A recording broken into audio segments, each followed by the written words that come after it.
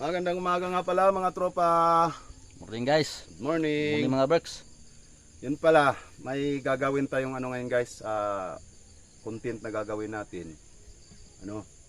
Wala tayong ulam guys. Nag-aabang kami ng isda doon sa ibabaw pero hindi tayo sinuwerte. Walang naglako ng isda. So may idea kaming naisipan guys. Itong try nyo na ba itong mga ganitong klaseng guys? Saging. Puno ng saging, yung ubod niya yung kukuhanin natin tapos lulutuin natin. So abangan niyo yung video na gagawin namin guys. Yan guys.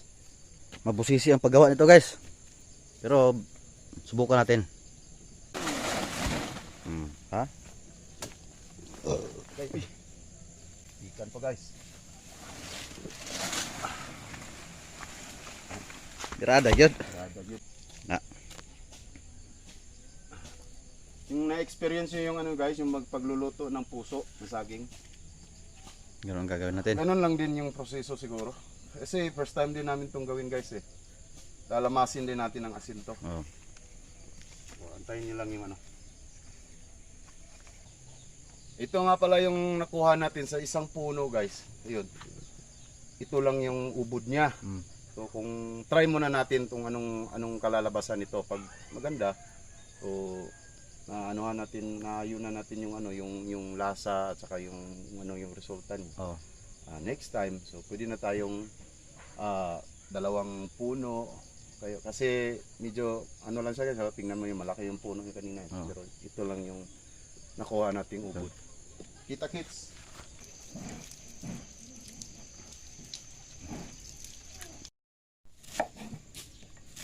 Ito lang pala yung gayat na yung laki ng gayat guys, ganito lang guys.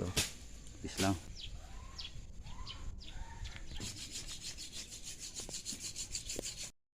Mga niya. Nanuhan natin ng guys, ginawa natin ng ganyan guys. Gawa yung mga dagta ng yung saging na makuha natin. Tapos lalamasin natin ng kaunti para lagyan ng asin. Maanuhan yung mga dagta na saging. Namin to guys. So try lang din natin. Wala namang masama siguro.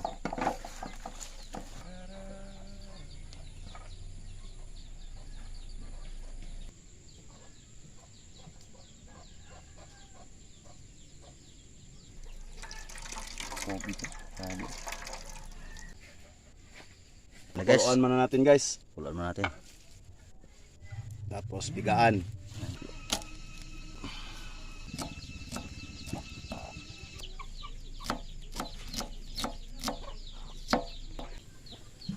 Hindi marami ko tao nagulani.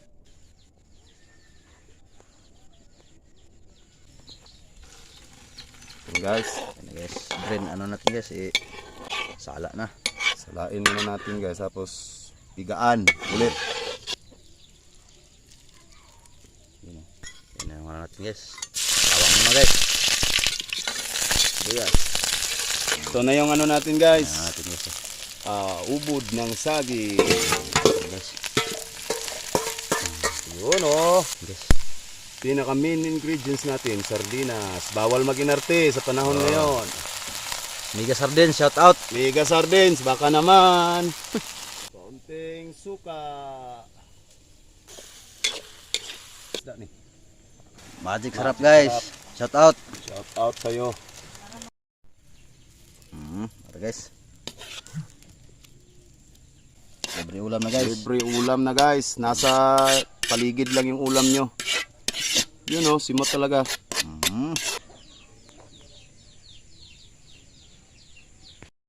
Kini guys, dapat natin ni guys kay kuno ni guys. Kain! Kain guys. Ayan guys, budol fight pala to guys. Yan. Gamay kanon guys. Masakto nga budol. Mo budol. Bahaw pala to guys, yung kanin namin bahaw. Basta rin guys kay. Tikman natin guys. Kung ano yung resulta talaga. Miyawi. Guys, wag niyo palakin yung mga dyan, yung mga saging nyo. Wag niyo pabungahin. Tirahin nyo na, ulam yan. Good, nice one.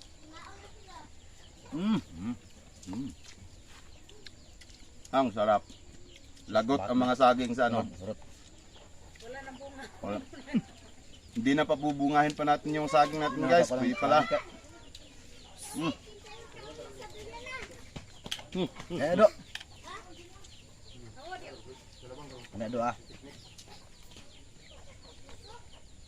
Sarap. Hindi, budol man eh. You know? Tikit kan ni. Hi guys, adi ba ba? Ha? Hi guys, ba? Hi guys. Yan sa Oh, laki. sumay na teknik. Ba na. Hindi maglaro Tira guys. na guys, tira na gyud. Tira na gid guys, sa saging guys. Tira na rin. Napakalami. Napakalami talaga guys. Mura ba puso? Wala may inika. Ano ba? Sa panahon ngayon guys, bawal na yung mag-inerte. Kailangan talaga ngayon yung ano, diskarte talaga para magkaula, magkalaman man lang yung ano natin, yung tiyan. Huwag kayong umasa diyan sa mga merkado kung ano yung ano diyan, nasa paligid lang yung ulam. Tulad nito guys oh. Hanggang sa muli nga pala guys, maraming Thank you salamat for sa watching, pagsubaybay sa mga video namin. Paki-follow, like, share po sa ating mga video. Salamat! Salamat. Yuhu!